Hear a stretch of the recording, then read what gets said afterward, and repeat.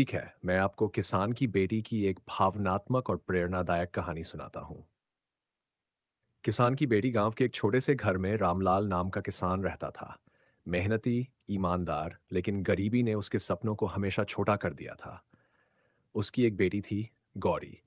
गौरी की आंखों में अपने पिता के जैसे ही सपने थे, लेकिन उसका दिल अपने पिता के संघर्ष को देखकर हमेशा तड़प उठता था।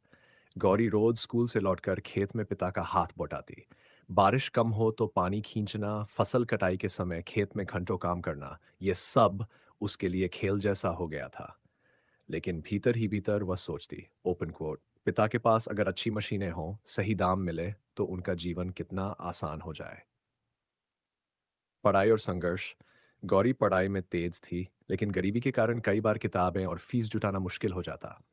गांव के मास्टर जी उसकी लगन देखकर बोले, ओपन कोट, बेटी पढ़ाई जारी रख, तुम्हारी कलम तुम्हारे खेत को भी सींच देगी। Close coat. इन शब्दों ने गौरी को और मजबूत बना दिया। वह खेत और पढ़ाई दोनों में मेहनत करती रही।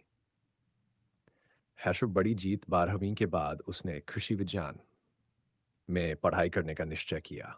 पढ़ाई के दौरान उसने सीखा कि कैसे आधुनिक खेती से उत्पादन और आमदनी बढ़ाई जा सकती है।